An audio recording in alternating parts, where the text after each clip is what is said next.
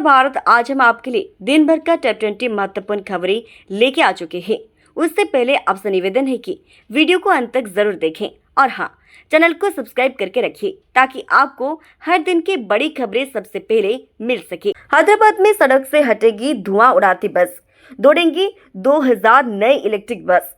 तेलंगाना सार्वजनिक परिवहन सेवा ने हैदराबाद की सड़क को प्रदूषण मुक्त बनाने के लिए 2000 इलेक्ट्रिक बस के अनुबंध की घोषणा की है। इलेक्ट्रो ग्रीन टेक एविट्रांस और ग्रीन सेल मोबिलिटी के साथ मिलकर बसें इस साल से अंत से अगले साल अगस्त तक जनता के लिए उपलब्ध होगी, जिससे वायु गुणवत्ता में सुधार की उम्मीद है। यूपी में बना एक और अस्पताल, सीएम योगी ने किया केडीसीएच सुपर स्पेशलिटी अस्पताल का उद्घाटन। मुख्यमंत्री योगी आदित्यनाथ ने ग्रेटर नोएडा में केडीएसजी सुपर स्पेशलिटी अस्पताल का उद्घाटन किया। उन्होंने कहा है कि डॉक्टर का अच्छा व्यवहार मरीज की आधी बीमारी खत्म कर देता है। आयुष्मान भारत योजना के तहत यूपी में 5.6 करोड़ से अधिक गोल्डन कार्ड बनाए गए हैं। 300 बेड वाली इस आधुनिक अस्पताल से करीब हजारों लोगों को रोजगार मिलेगा।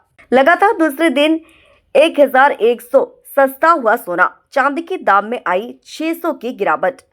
ऑल इंडिया सर्फा एसोसिएशन के मुताबिक व्यापारियों द्वारा लगातार दूसरे शर्त में ऊंचे स्तर पर मुनाफा कमाने के बाद दिल्ली में शुक्रवार को 99.9% शुद्धता वाली 24 कैरेट सोने की कीमत 1100 गिरकर 1,66,100 प्रति 10 ग्राम हो गई है।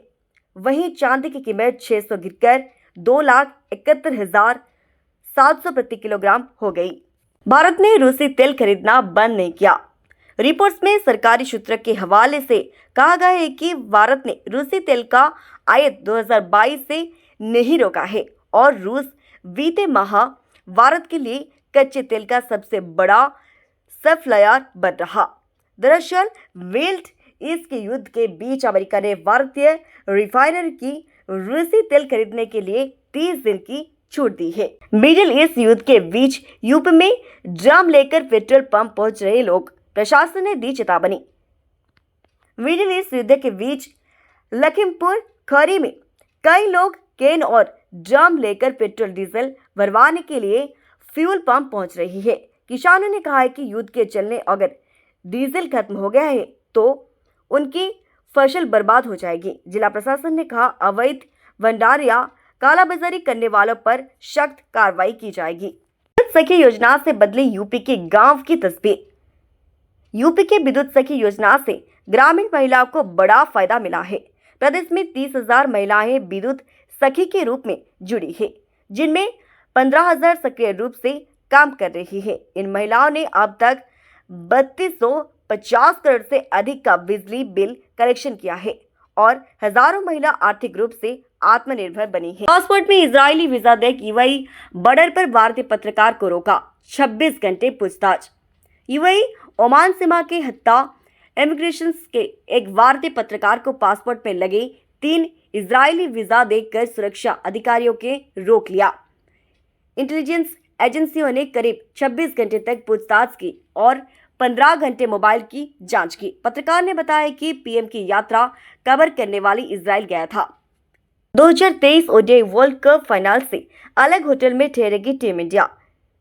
T20 वर्ल्ड कप 2026 के फाइनल में रविवार को अहमदाबाद में न्यूजीलैंड का सामना करने वाली भारतीय टीम वर्ल्ड कप 2023 के फाइनल में इस्तेमाल किए गए होटल से अलग होटल में ठहरेगी। इसके अलावा टीम इंडिया मेहमान टीम के ड्रेसिंग रूम का इस्तेमाल करेगी। 2023 के फाइनल में अहमदाबाद में भारत को हार का सामना करना पड़ा था।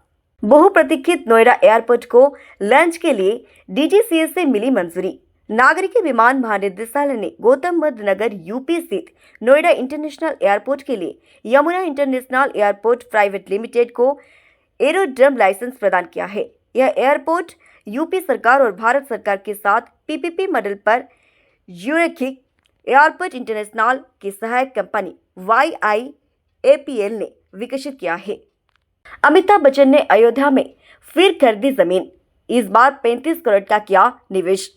अमिताभ बच्चन ने अयोध्या में 35 करोड़ में 2.67 एकड़ जमीन खरीदी है। यह जमीन एक रियल एस्टेट कंपनी की 75 एकड़ की luxury land development project the Sarayu के पास स्थित है। इस कंपनी के जरिए उनका यह तीसरा निवेश है। रिपोर्ट्स के अनुसार उन्होंने पहले भी अयोध्या में 14.5 करोड़ और 4.54 करोड़ की जमीन खरीदी थी। सरकार ने 300 कर्मचारियों को नौकरी से निकाला। मणिकंट्रोल के रिपोर्ट्स के मुताबिक वॉलमार्ट के स्वामित्व वाली ई कॉमर्स कंपनी फ्लिपकार्ट ने अपनी सालाना परफॉर्मेंस रिव्यू के तहत करीब 300 कर्मचारियों को नौकरी से निकाला दिया है। इस फैसले से कंपनी के लगभग 20,000 कर्मचारियों से 1.5% प्रभावित हुए हैं। फ्लिपकार्ट ने 2026 में भी सालाना परफॉर्मेंस रिव्यू के आधार पर लगभग हजारों कर्मचारियों की छंटनी की थी। वोटर लिस्ट से लाखों नाम हटने के खिलाफ कोलकाता में धरना प्रदर्शन करेंगी सीएम ममता बनर्जी। पश्चिम बंगाल की मुख्यमंत्री ममता बनर्जी आज कोलकाता के एलएसटेट मेट्रो चैनल को दोपहर 2 बजे धरना देगी। यह विरोध वोटर लिस्ट से 63.66 लाख नाम हटाने के खिलाफ है। चुनाव आयोग के एसआईआर प्रक्रिया के बाद मतदाताओं की संख्या 7.66 करोड़ से घटकर 7.04 करोड़ हो गई। अभिषेक बनर्जी ने कार्यक्रम की घोषणा की है। यूपी की महिलाओं के लिए नौकरी का मौका। लखनऊ यूपी में 8 मार्च को पिंक रोजगार महाकुंभ 2026 का आयोजन होगा, जहां 50 से अधिक कंपनियां महिलाओं को नौकरी देगी। कार्यक्रम इंदिरा गांधी प्रतिष्ठान में होगा और 5,000 से ज्यादा रोजगार देने का लक्ष्य है। 18 से 40 वर्ष की महिलाएं इसमें भाग ले सकती है और registration national career service portal पर किया जा सकता है। अमेरिका में फरवरी महीने में अचानक खत्म हो गई 92,000 नौकरियां। फरवरी में अमेरिकी अर्थव्यवस्था में अचानक नौकरियां कम हुई, जिससे बेरोजगारी दर बढ़कर 4.4% हो गई। अमेरिका श्रम विभाग के ब्यूरो ऑफ लेबर स्टैटिस्टिक्स ने अपनी रोजगार रिपोर्ट में बताया है कि जनवरी में 1,26,000 नौकरियां की संशोधित वृद्धि के बाद पिछले महीने गैर कृषि क्षेत्र में 92,000 नौकरियां की कमी आई।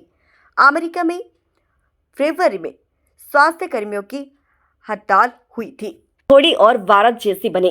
फिनलैंड के राष्ट्रपति अलेक्जेंडर स्टर्ब ने दुनिया से अपील की है कि वह थोड़ा भारत की तरह बने। वे कल अलेक्जेंडर भारत दूसरों की सहायता और सम्मान करना और व्यवहारिक दृष्टिकोण संग आगे बढ़ता है। अलेक्जेंडर 4 या 7 मार्च तक भारत के 4 दिवसीय राजकीय दौरे पर हैं।